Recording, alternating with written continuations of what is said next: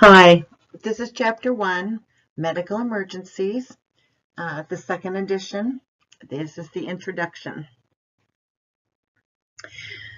This is going to be talking about the different kinds of emergencies that are most common, and syncope is one that is the most common. You'll get this question often during your entire program in different courses. Syncope is another word for fainting. So in the medical arena, we use syncope instead of fainting. So at least 50% of the emergencies in a dental office is from syncope. So 8% would be the next three, or all 8%. People can have a mild allergic reaction. They can have angina pectoris, which is chest pain, or orthostatic hypotension, 8%. And we'll get into a little bit about what those are in a bit. So emergencies most likely occur after the administration of a local anesthetic, after an extraction, or endodontics, which means root canal or something to do with the pulp. Prevention. We need to get a thorough medical history. This is going to be a common theme through this entire program, as it is very vital to what dental hygienists do, and the type of treatment that they wind up giving can thoroughly depend on the medical history, if they even can give treatment to a patient that day at all. So vital signs, we need to pay attention to those. Those will be in accordance with the medical history, and being prepared for a medical emergency. So 1/3 of all emergencies, they say, are life-threatening.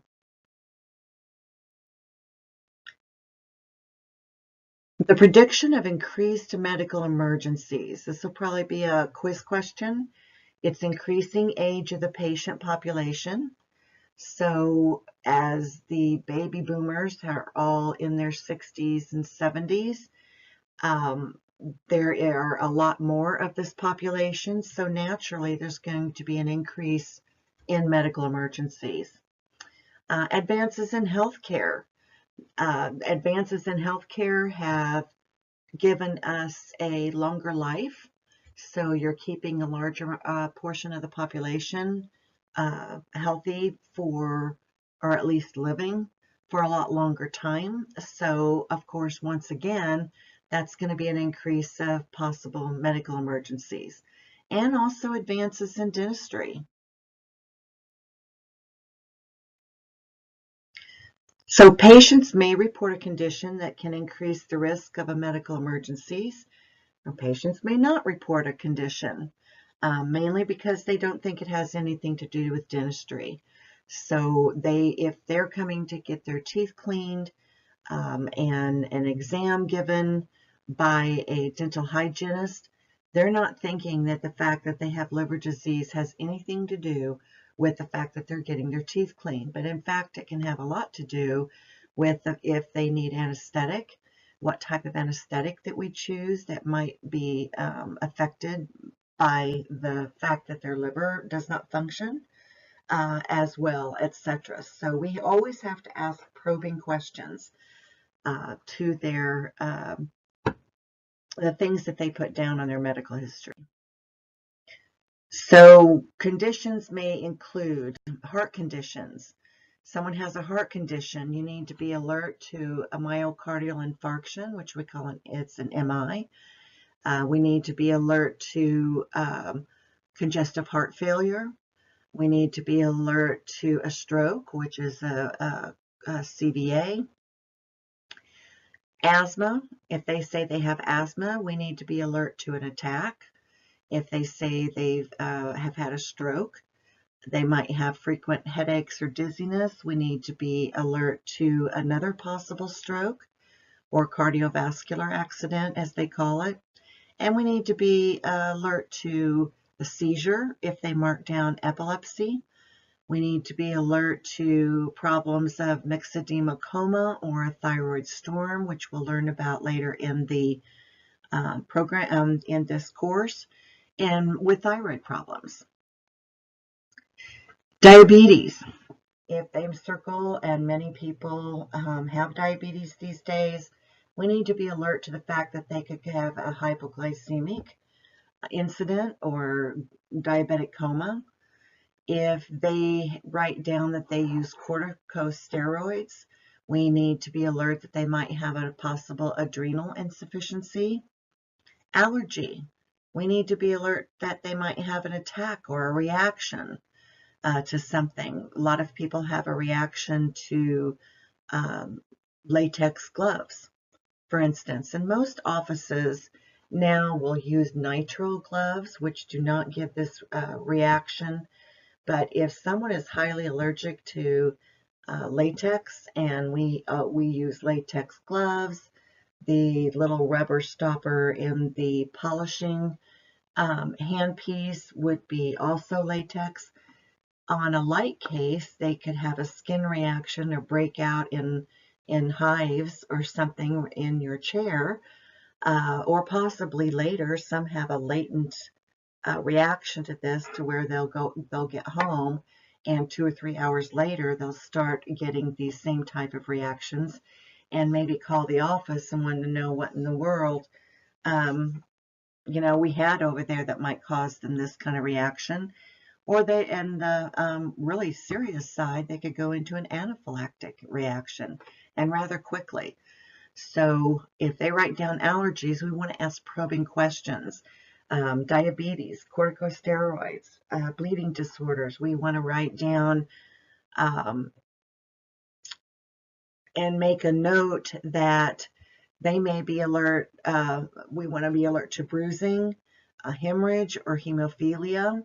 That has a big, there's a big difference on what type of an injection we will give and what we won't give to a patient who has hemophilia, which is a bleeding disorder. So on an allergy, we would want to ask them, what types of things do you get allergic reaction to? Describe your reaction. Is it skin? Is it a rash? Does your throat close? Is it a breathing, respiratory issues? And then we can know where our inhalers are.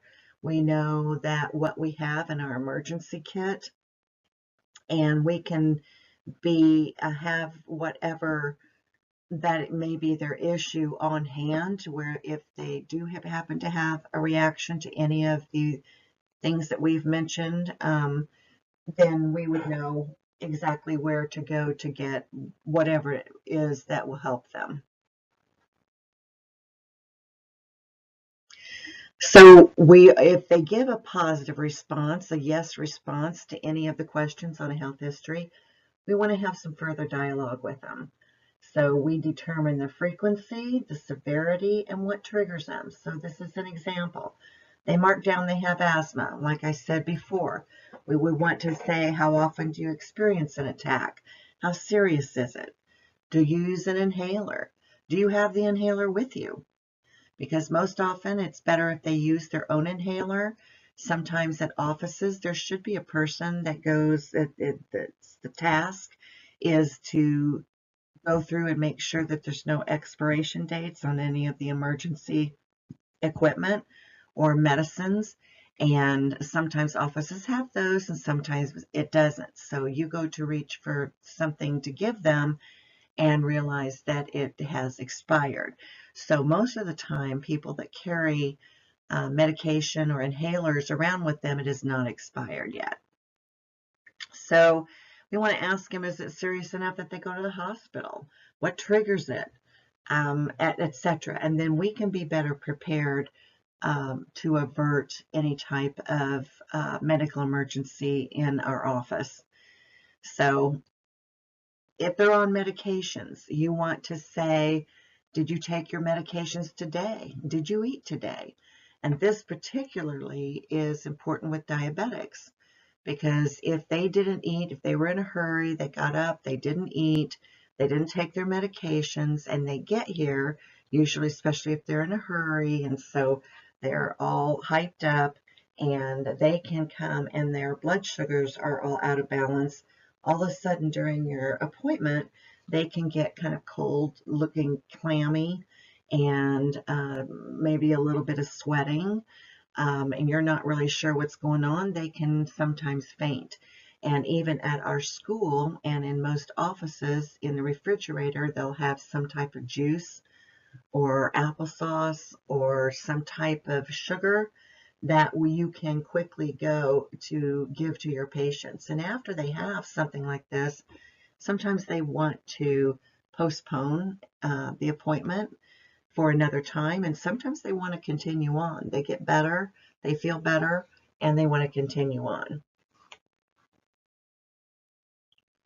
Vital signs. The vital signs you're going to be taking on every single patient that you see. Sometimes offices don't do this, but you will be in this entire program. So the four main vital signs are pulse, which is expressed with a capital P, respiration, which is an RR for respiration rate, and blood pressure. Those are the three essential ones. Temperature, some books will say that temperature is one of them. We do not usually in our clinic take a temperature, with the exception of this COVID. In this COVID epidemic that we've had, we take a temperature before they can even walk into the clinic. But the fifth new vital sign has been determined to be smoking. So we want to know if they smoke, and what does that have to do with dentistry? The smoking, if someone is smoking a lot, they can have a slower healing time. So if they have any kind of periodontitis, gingivitis, any type of inflammatory, anything in their mouth, if they're a smoker, they could heal a lot slower. So it helps us in predicting when they want to know, how long do you think that it will take for me to get over this or get better again? If they're a smoker, we kind of lengthen that so that we don't get them excited about something, that they'll get better faster. So, and we can also try to, at a later point, give them some things for cessation of smoking in our visits. So irregular vital signs are definitely an indication of a possible medical emergency. If you take a pulse or respiration, blood pressure, and temperature, if it's under a certain degree, they may not even be able to be seen. But if they are able to be seen and they do not have a temperature, the pulse, respiration, and blood pressure can determine maybe they have tachycardia, bradycardia, tachypnea, bradypnea, or dyspnea. All words that you'll be saying and knowing and will be on tests. Cardia, you can see, is the last part of tachycardia and bradycardia. Tachy is something that is faster than normal. Cardia has to do with the heartbeat. So that's a word that means they have a faster than normal heartbeat. Bradycardia is, brady is slower. So bradycardia would be, they have a slower heartbeat. Pnea, P-N-E-A, at the end of the next three words means breath, breathing or breath. So tachy means faster than normal breath for the respiration. Bradypnea means slower than normal respiration. Or dyspnea, dys in the front of any word, dys, means they have difficulty breathing, something like that. So they may have a normal respiration, but they have, it's very difficult for them. So we'll just be discussing more about the vital signs in later in the chapter. So then we have a classification that we give. It's called an ASA classification, and it's given in health. Doctors and nurses, hospitals, the dentistry all give an ASA. They take your medical history, they see kind of what everything is, and then they'll decide you'll be given like an ASA classification of physical condition of your health. And it goes from class 1 to class 6. So ASA stands for the American Society of Anesthesiologists.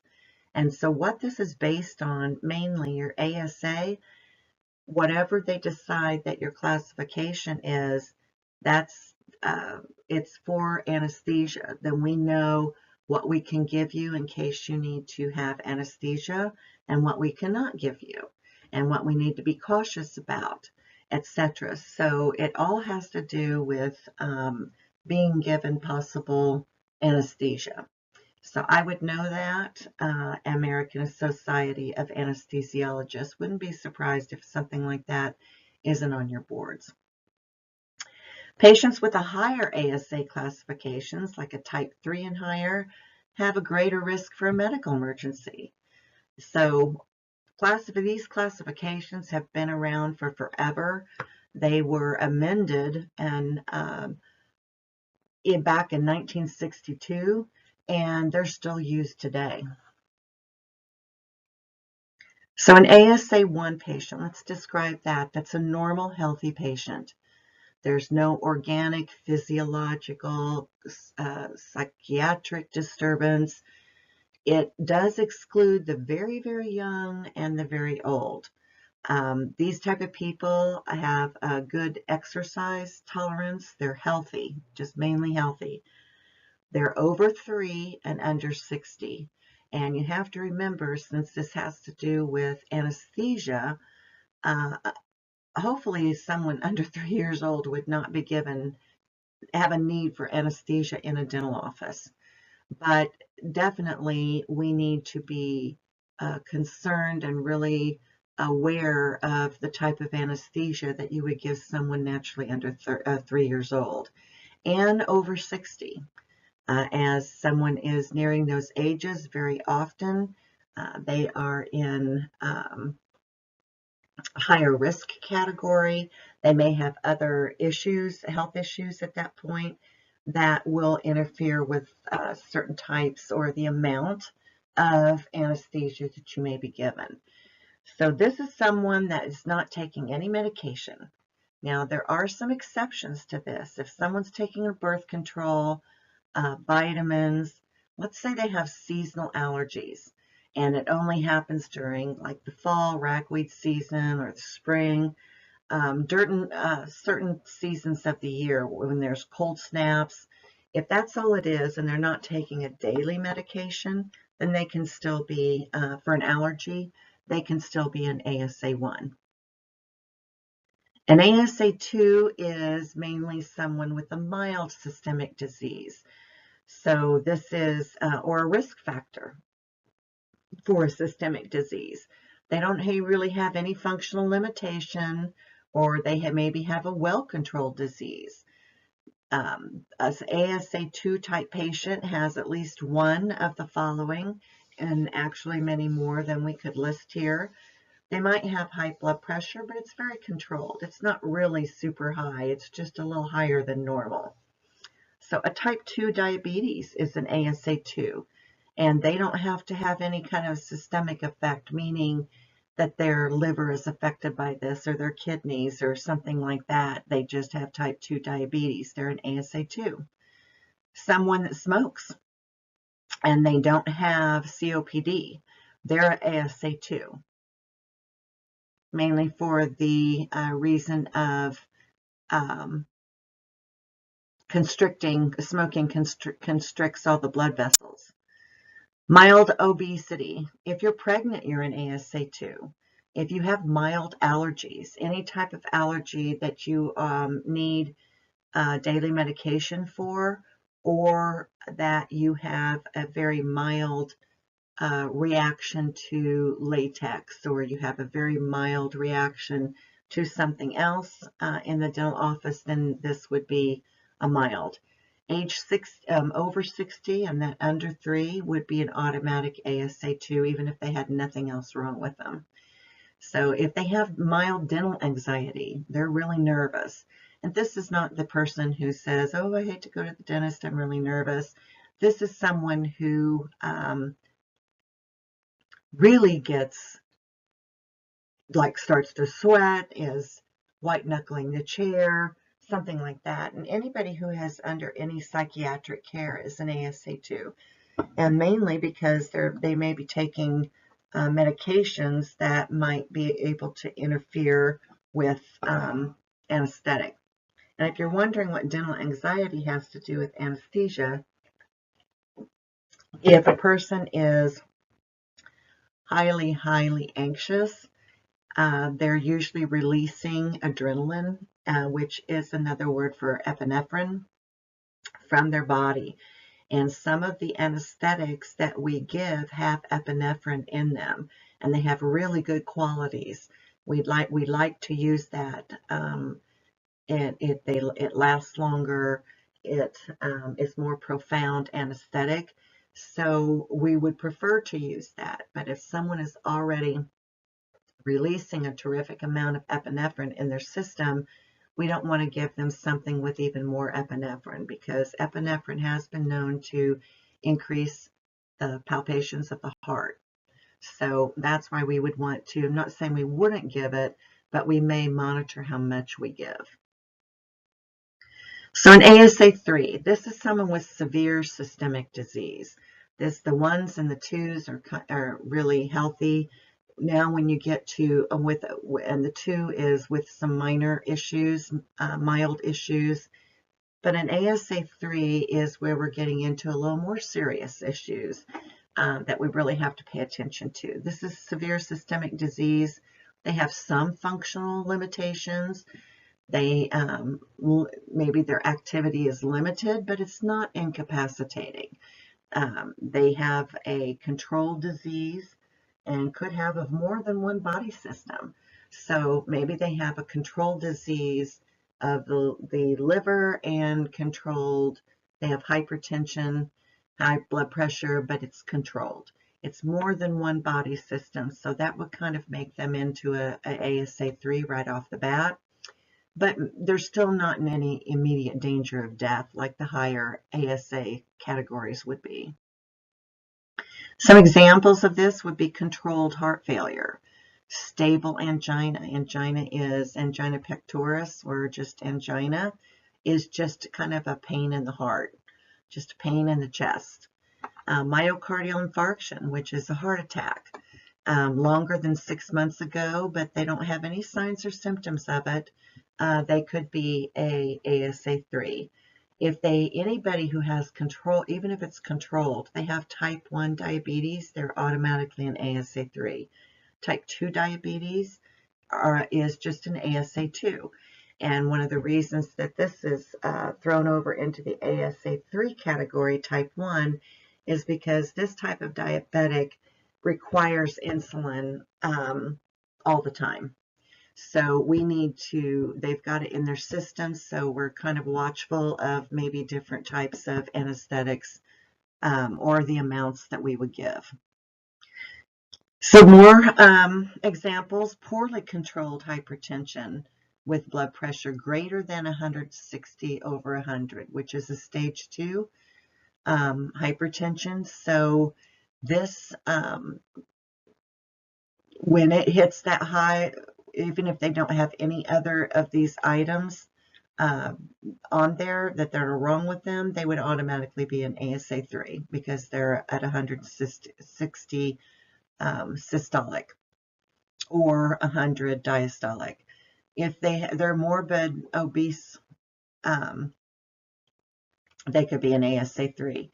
They have chronic renal failure. Renal is kidney. So, or poorly controlled asthma. They have asthma. Poorly controlled means that they have an inhaler. They may have, they're taking medicine and they still get asthma all the time. So it's poorly controlled. ASA 4, this is an incapacitating systemic disease that's a constant threat to life. You won't be seeing any of these in this clinic at ASA 4, most probably.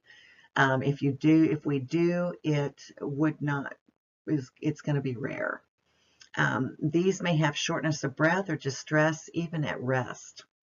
They have had myocardial infarction or a heart attack within the past 6 months. If they've had that, they're an automatic ASA 4. Unstable angina or heart pain, chest pain, symptomatic heart failure, COPD, hepatorenal failure. Hepta is liver and renal is kidney, so this is liver and kidney failure. Then you go over to an ASA 5. This is the moribund, which means bedridden. Patient not expected to survive even 24 hours without an operation. We're not going to be seeing any of these. Okay, so ASA 6 would be a brain dead patient whose organs are being harvested or harvested for donation. So the only way that I think that you could maybe find dental hygienists are going and starting to go more into hospitals. So you may have some ASA for patients there, but I doubt you'd have any higher than that as far as cleaning their teeth. So preparation for a medical emergency in the dental office. We need a well-equipped medical emergency kit, and we need to have an oxygen tank. You need to have current CPR training. You need to have attendance at CE courses. These are continuing education courses on medical emergencies throughout your career to kind of keep you up to date even after you graduate. An in-office simulated medical emergency where you simulate some type of, if there's an emergency. The one thing is that the hygienist always stays with the patient. So they're having an emergency, you don't run out of the office. There's usually some type of systematic way that you go about it. And offices should practice this. So like the hygienist would stay with the patient and call out to other people to do things. So in this particular emergency team structure, they have P1, meaning person one. Person one, and this is the person in whose operatory the emergency is occurring. And so they may yell in some offices, code blue. We never ever do this in our clinic, I just want to say. But in some offices, they may have some other kind of code word that they would want to stay, but you stay with your patient and you actually perform the emergency procedure. Person two would be the next most available person. It may be the hygienist in the room next to you. It may be an assistant who's walking down the hall. Maybe the dentist themselves who's walking down the hall, and you yell to them. So they assist person one. They're responsible for the vital signs. They start taking vital signs and getting the oxygen out and applying that. And they'll take records of the events and inform person one of the time elapsed since any medication was delivered, if you did in fact have to deliver medication. Person three would be the next available person. They would be the person that would run to get their emergency kit. They prepare any kind of emergency drugs for the person one. The office receptionist or administrator, whichever they prefer being called, would make all the necessary phone calls to 911 or to a doctor. So this is the person who you would say, you know, go tell, maybe to the second person, go tell the office administrator, call 911, and then be getting everybody else to do things.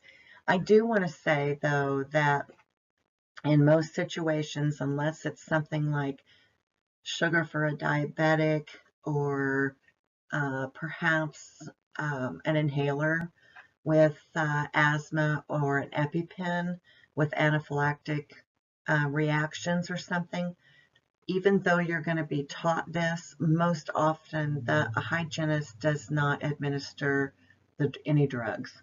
So you need to learn, you'll be learning this as if you would be administering drugs, but most of the time it is, if you're having that big of a reaction to things, it would be a situation to where you may have certain drugs out for 911 responders to come, so it's out for them, or possibly for the dentist. But we really don't administer any type of drugs. So that would be it for chapter 1, and we'll go on to the other chapters and explain a little more about emergencies.